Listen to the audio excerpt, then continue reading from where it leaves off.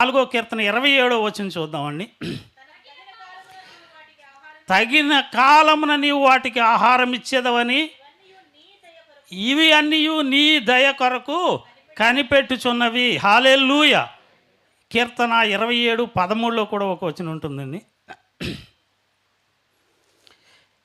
27:13 సజీవుల దేశమున నేను యెహోవా దయను పొందుతున్న నమ్మకము నాకు లేని ఎడల నేనేమవుదును? యెహోవా కొరకు కనిపెట్టుకొని ఉండుము. హల్లెలూయా. 33:13 కీర్తన. యెహోవా ఆకాశములో నుండి కనిపెట్టుచున్నాడు, ఆయన నరులందరినీ దృష్టించున్నాడు. హల్లెలూయా. హల్లెలూయా. ఈ 3 వచనాలు కూడా దావీదు రాసినయేనండి. మూడు వివరిస్తున్నాయి. చెప్పగలరా ఎవరన్నా? మూడిట్లో కామన్గా ఉండేవాడు కనిపెట్టుచున్నాడు అనేది. మొదటి వచనం అయితే సకల సృష్టిలో ఉన్న ప్రాణులు, జలచరాలు అన్నీ కూడా దేవుడి కోసం, దేవుడు దయ కోసం కనిపెడుతున్నాయి. హల్లెలూయా.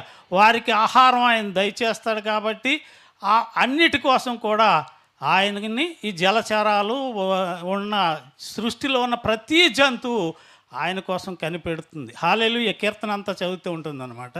మరి రెండోదిగా మానవుడు కూడా దేవుణ్ణి కనిపెడుతున్నాడు. హల్లెలూయా. యెహోవా దయను పొందుతున్న నమ్మకము నాకు లేని ఎడల నేనేమవుదును? దేవుడు మనల్ని తన సజీవ దేశంలో బ్రతికించి ఉండకపోతే నేనేమైపోతాను? ఆయన దయ లేకపోతే నేనేమవుతానని మానవుడు కూడా దేవుడి కోసం, దేవుడు దయ కోసం కనిపెడుతున్నాడు. హల్లెలూయా. మూడోదిగా మరి అందరూ కనిపెడుతున్నారు, కానీ దేవుడు కూడా మనల్ని కనిపెడుతున్నాడు. ఎందుకంటే ఈ కనిపెట్టడం అనేది ప్రతి వ్యక్తి జీవితంలో నిత్యక్రియ. ప్రతి ఒక్కరూ నేను కనిపెడతాను. ఎవరన్నా మన బంధువులు వస్తున్నారంటే వారి కోసం కనిపెడుతుంటాను.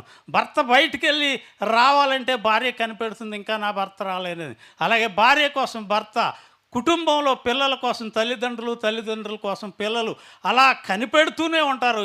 ఇది నిత్యక్రియ. అయితే దేవుడికి ఏం అవసరం మనల్ని కనిపెట్టడానికి?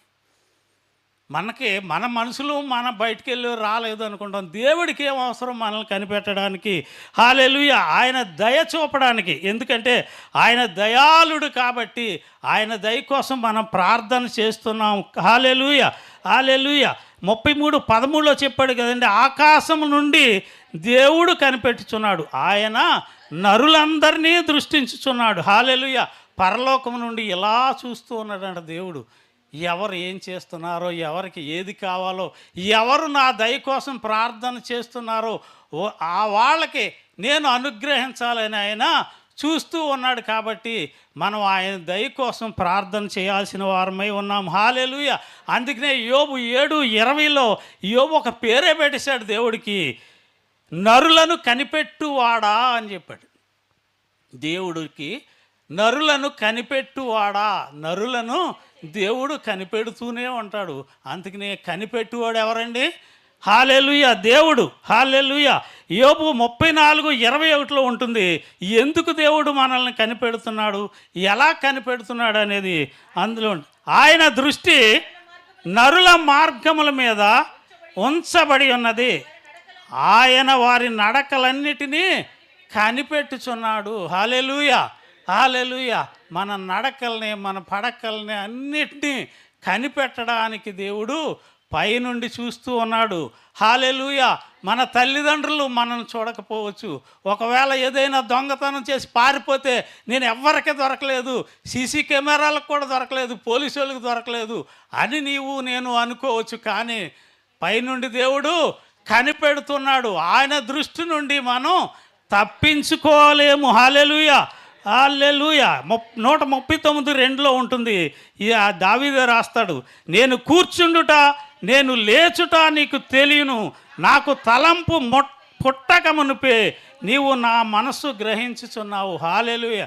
నీవు కూర్చోవటం ఆయనకు తెలుసు, నీవు పడుకోవడం ఆయనకు తెలుసు, నీవు నడవడం ఆయనకు తెలుసు, నీవు మాట్లాడడం ఆయనకు తెలుసు, నీవు ఏది చేసినా ఆయనకు తెలుస్తుంది. అందులో 3వ వచనంలో ఉంటుంది, నా నడకను నా పడకను నీవు పరిశీలన చేసి ఉన్నావు, నా చర్యలన్నిటినీ నీవు బాగుగా తెలుసుకొని ఉన్నావు. హల్లెలూయా. అందుకని అంటాడు దావీదు, నీ దాగుచోటు అది నా దాగుచోటు ఏది అని అడుగుతున్నాడు. ఎక్కడుంది? ఎక్కడ దాక్కోగలను నేను? ఏ అది గోతులోకి దూరినాను కనిపెట్టగలవు, ఎందులోకి దూరినా సరే నీవు కనిపెట్టగలవు. నా దాగుచోటు ఏది, ఎక్కడుంది, ఎక్కడ దాక్కోగలను నేను అని దావీదు అడుగుతున్నాడు. హల్లెలూయా. హల్లెలూయా. అసలు దేవుడు ఎందుకని మనల్ని కనిపెడుతున్నాడో ఇర్మియా 32:19 ఉంటుందండి.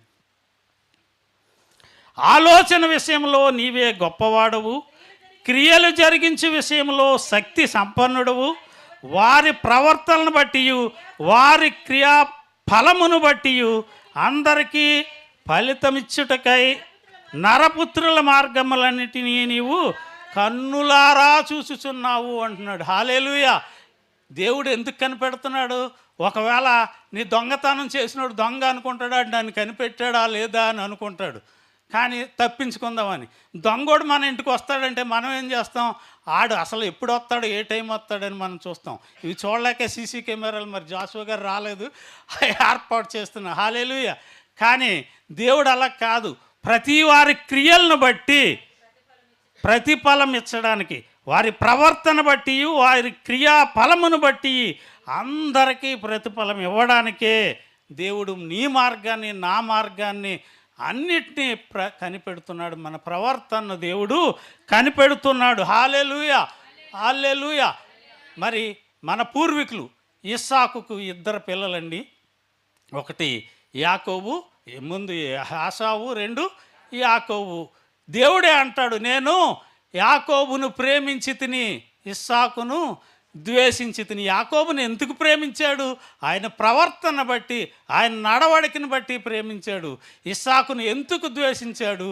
ఆయన ప్రవర్తన బాగోక ఆయన్ని ద్వేషించాడు. హల్లెలూయా. మలాకీ గ్రంథంలో ఉంటుందన్నమాట, 1:3 ఉంటుంది, ఏశావును ద్వేషించి అతని పర్వతములను పాడు చేసి అతని స్వాస్యమును అరణ్యమందున్న నక్కల పాలు చేసి తిని అంటున్నాడు. హల్లెలూయా. ఈరోజు ఎంతైనా సంపాదించుకోవచ్చు, దేవుని ప్రేమను కానీ మనం పొందుకోలేకపోతే, దేవుడి దీవెనలు కానీ మనం పొందుకోకపోతే, దేవునిలో మనం లేకపోతే, మనం సంపాదించిన స్వాస్యం అంతా కూడా నక్కల పాలైపోతుందని చెప్తున్నాడు. హల్లెలూయా. కాబట్టి దేవుని యందు నమ్మకం ఉంచాలి. దేవుడిచ్చే స్వాస్యాన్ని మనం పొందుకోవాలంటే ఆయన మన మార్గాలన్నీ సరి చేసుకోవాల్సిన వారమై ఉన్నాము. మరి యాకోబుని దేవుడు ప్రేమించి ఎంతగా ఆశీర్వదించాడో మీ అందరికీ తెలుసు.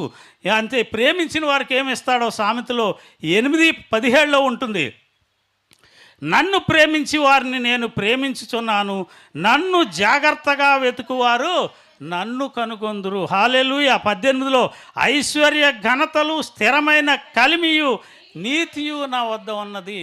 దేవుని ప్రేమించిన వారికి ఐశ్వర్యము, కలిమి, ఘనత అన్నీ కూడా స్థిరమైందండి. మళ్ళా ఇవాళ వచ్చి వెళ్ళిపోయి కలిమి కాదు, స్థిరమైన కలిమి. మీకు ఎంతో ఆస్తి చేయడానికి దేవుడు సిద్ధంగా ఉన్నాడు. కాబట్టి దేవుడి కోసం కనిపెట్టాలి. హల్లెలూయా. అందుచేతే దేవుడు యాకోబును ఆశీర్వదించాడు. ఆయన ప్రవర్తన బాగుంది కాబట్టి. హల్లెలూయా. మరి పద్దనరాములో యాకోబు మామ లాబాను దగ్గర పనిచేసేటప్పుడు 14 సంవత్సరాలు కఠోరమైన బానిసగా పనిచేశాడు. 7 సంవత్సరాలు చిన్న కుమార్తె కోసమే 14 సంవత్సరాలు చేశాడు.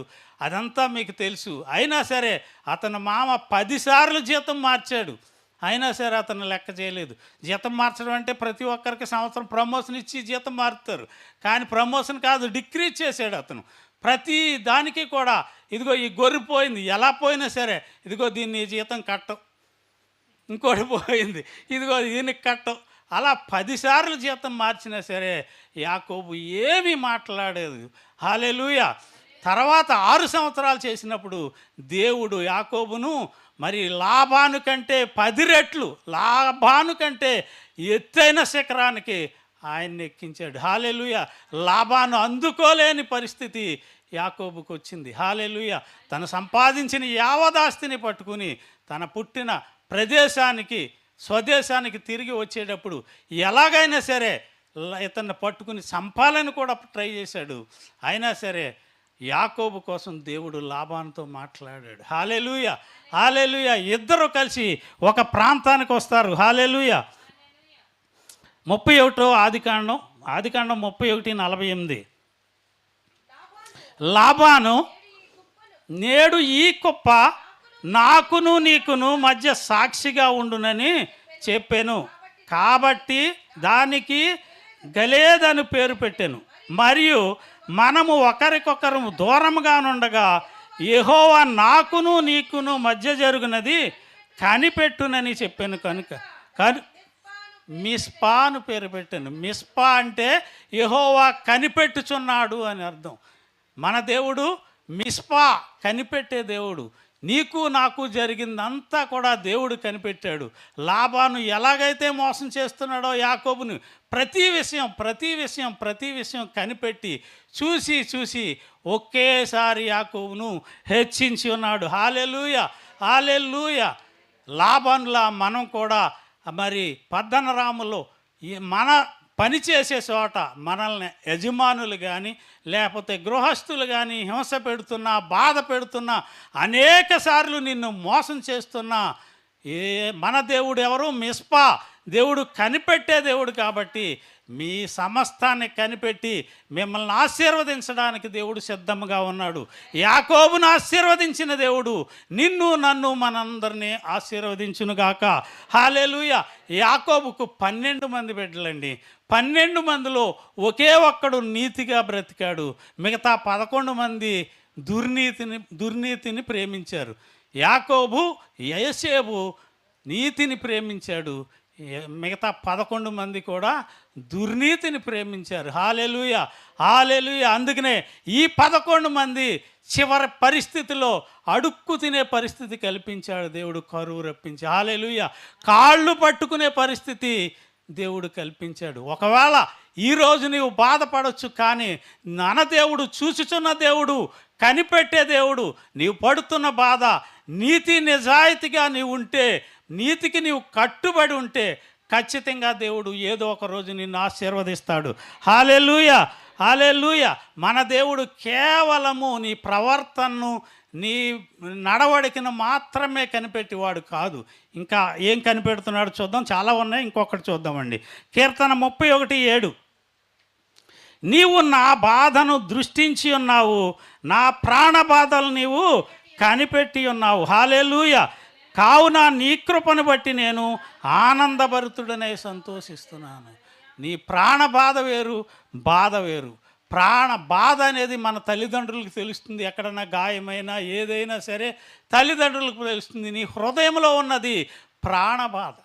ఆ ప్రాణానికి కలిగే మానసికమైన బాధను కనిపెట్టేవాడు కూడా, నీ హృదయాంతరంగాలను కనిపెట్టేవాడు మన ప్రభు అయిన యేసుక్రీస్తు వారు. కాబట్టి నీ దేవుడు ఖచ్చితంగా మరి నీ బాధను, నీ ప్రాణ బాధను నీ చుట్టుపక్కల వారికి తెలియకపోవచ్చు, నీ భర్తకు తెలియకపోవచ్చు, సంఘానికి కూడా తెలియకపోవచ్చు, కానీ నీ దేవుడు నీ బాధను కనిపెట్టి, ప్రాణ బాధను కనిపెట్టుకుని దాన్ని విడిపించడానికి సిద్ధంగా ఉన్నాడు. హల్లెలూయా.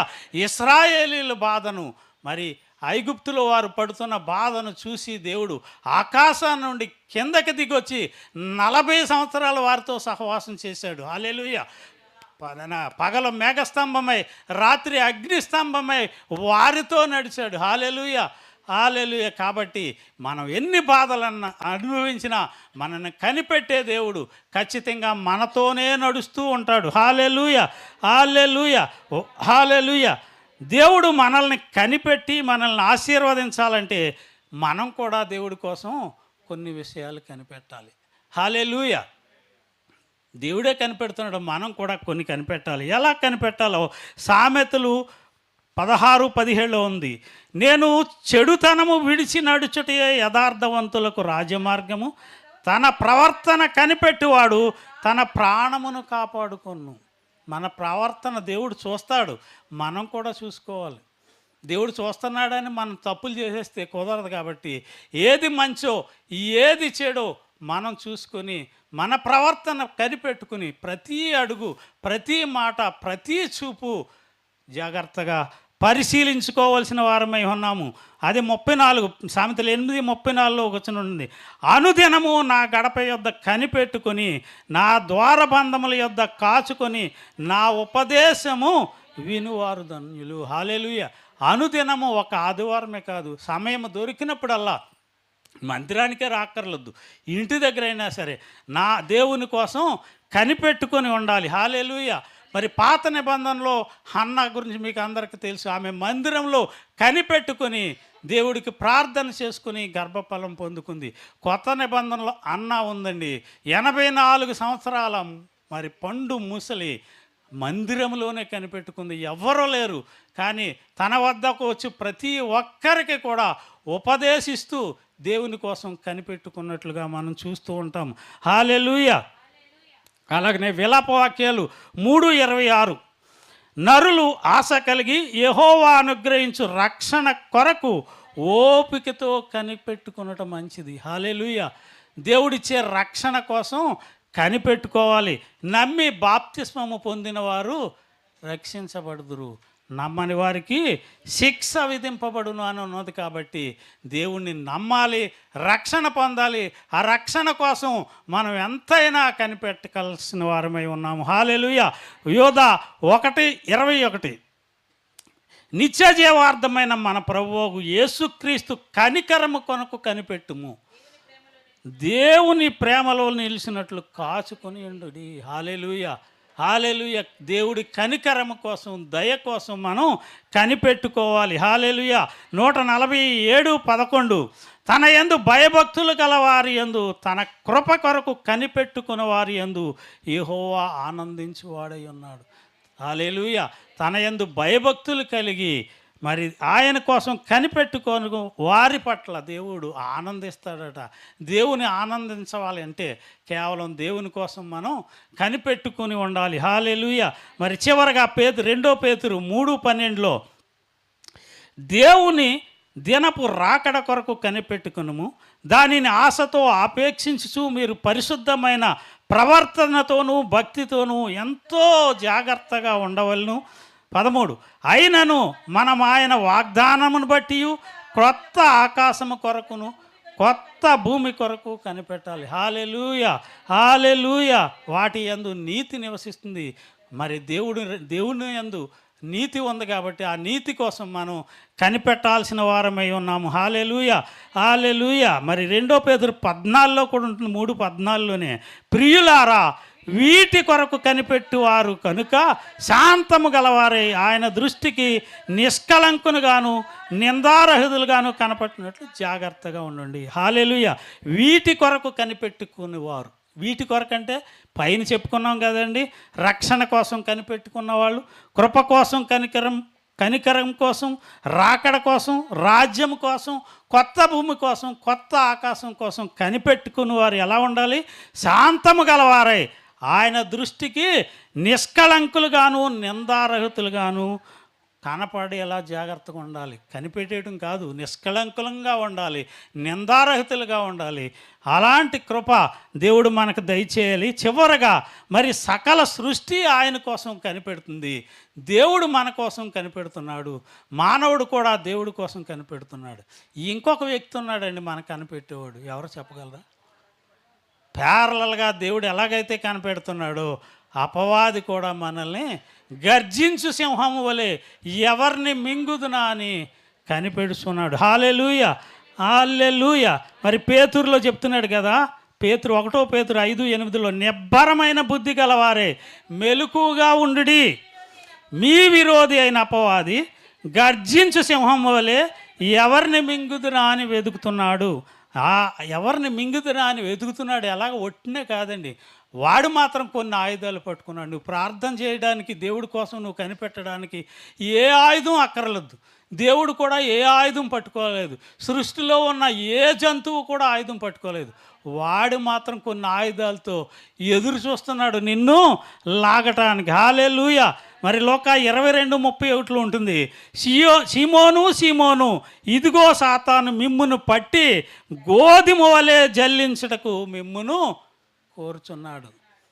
గోధుమల్లా జల్లించడానికి జల్లిడి పట్టుకుని తిరుగుతున్నాడంట. ఒక ఆయుధం వాడికి ఆ జల్లిట్లేటి జల్లించేయడానికి చూస్తున్నాడు. హబక్కూకు 1:15 ఉంటుంది, వాడు గాలము వేసి మానవులందరినీ గుచ్చి లాగుతున్నాడు. హల్లెలూయా. గాలము వేసి గుచ్చి లాగుతున్నాడు, ఉరులు వగ్గి చిక్కించుకొనిచున్నాడు.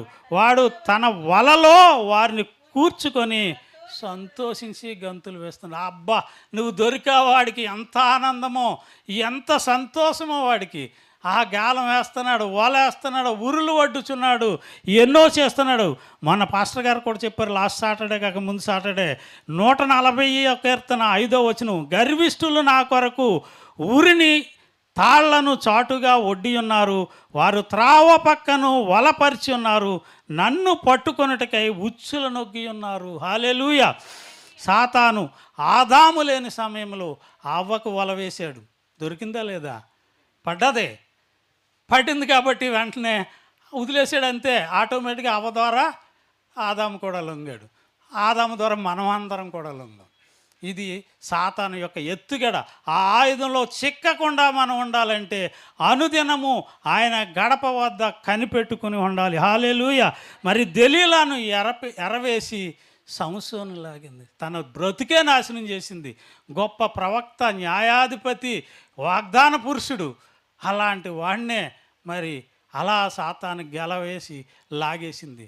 నువ్వు నేను ఎంత. కాబట్టి అనుక్షణము మన ప్రవర్తన కాపాడుకోవాలి, మన మాటను కాపాడుకోవాలి, మన నడవడికను కాపాడుకోవాలి. హల్లెలూయా. ఇక సామెతలు 7:21 ఉంటుంది, దెలీలా సంసోన్ని ఎలా వల్లేసిందో, తన అధికమైన లాలన మాటల చేత వానిని లోపరుచుకొనెను, తాను పలికిన ఇచ్చకపు మాటల చేత వానిని ఈడ్చుకొని పోయాను. అలాగలాగుతుంది. ఇచ్చకపు మాటలతో లాలన చేస్తుంది. ఆ లాలన చేసి మనల్ని లాగటానికి ట్రై చేస్తుంది సాతాను. దాన్ని తప్పించుకోవాలి. ఒక పక్క దేవుడు, ఒక పక్క సాతాను, మధ్యలో మనం కాపాడుకోవాలి. ఇటు వెళ్తామా అటు వెళ్తామా అనేది చూసుకోవాల్సిన బాధ్యత మనలో ఉంది. మా గోదావరి జిల్లాలో ఒక సామెత, పొడుపు కథ ఉందండి. వస్తావు పోతావు నా కోసము, వచ్చి కూర్చున్నాడు నీ కోసం. మీకు ఎవరికైనా తెలుసా? బహుశా తెలిసి ఉంటుంది. వస్తావు పోతావు నా కోసము, వచ్చి కూర్చున్నాడు నీ కోసం. గోదావరి జిల్లాలో ఉన్నారు, తెలియలేదా? గాలం పట్టుకుని ఒకడు కూర్చున్నాడండి, వాళ్ళ ఎర్ర వేసాడాడు చేపకి. ఆ చేప వస్తుంది, పట్టుకుందామా లేదా అని. కానీ అది చేప అంటుందన్నమాట, చేపని అంటుంది ఎర్ర, వస్తావు పోతావు నా కోసం, వచ్చి కూర్చున్నాడు ఒడ్డు మీద. దొరికావా నిన్ను ఫ్రై చేసేస్తాడు, జాగ్రత్త. దొరికావా నిన్ను ముక్కలుగా కోసి ఫ్రై చేసేస్తాడు సాతాను. అక్కడ ఉన్నాడు. దొరకకుండా కాపాడుకోవాల్సిన బాధ్యత నీలో ఉంది, నాలో ఉంది. మరి ఆ వలలో పడకుండా ఉండాలంటే ఒకే ఒక్క మాట అండి. కీర్తన 25:15 ఉంటుంది, నా కనుదృష్టి ఎల్లప్పుడూ యెహోవా వైపుకే తిరిగి ఉన్నది, ఆయన నా పాదములను వలలో ఉండి విడిపించును. హల్లెలూయా. ఆయన కనుదృష్టి ఎల్లప్పుడూ, మన కనుదృష్టి ఎల్లప్పుడూ దేవుడి మీద ఉంటే, ఒకవేళ పొరపాటును నువ్వు సాతానికి దిక్కిన ఒక వల్లో నీ కాలు పడినా సరే తప్పించడానికి దేవుడు సిద్ధంగా ఉన్నాడు. కాబట్టి దేవుని దృష్టిలో దేవుడి కోసం కనిపెట్టుకుని ఆయన ఇచ్చే ఆశీర్వాదాలు పొందుకోవాలి. యోబు 13:15 అంటాడు, ఇదిగో ఆయన నన్ను చంపినను నేను ఆయన కొరకు కనిపెట్టుచున్నాను, ఆయన నా సన్నిధిని నా ప్రవర్తన న్యాయమని రుజువు పరుతున్నాడు. ఒక ఛాలెంజ్ చేస్తున్నాడు యోబు. ఎలాగా? ఆయన నన్ను చంపినా సరే నేను ఆయన కోసమే కనిపెడతాను, ఆయన సన్నిధిని నా ప్రవర్తన న్యాయము, నా నడవడికి న్యాయమని రుజువు చేస్తాను అని ఛాలెంజ్ చేస్తున్నాడు. యోబు చేసే ఛాలెంజ్ మనం చేయగలమా? ఒక్కసారి ఆలోచించుకొని మన ప్రవర్తన సరిదిద్దుకొని యెహోవా కోసం కనిపెట్టుకొని, ఒకవేళ మన పాదము వల్లో పడిపోయినా సరే తప్పిస్తాడు దేవుడని దేవుడి కోసం ప్రార్థన చేస్తే మన దేవుడు సమర్థుడు. ఖచ్చితంగా నిన్ను నన్ను ఆ వలలో నుండి తప్పించి మిమ్మల్ని నన్ను కూడా ఆశీర్వదించునుగాక. ఆమెన్. దేవుడి చిన్న కీర్తన.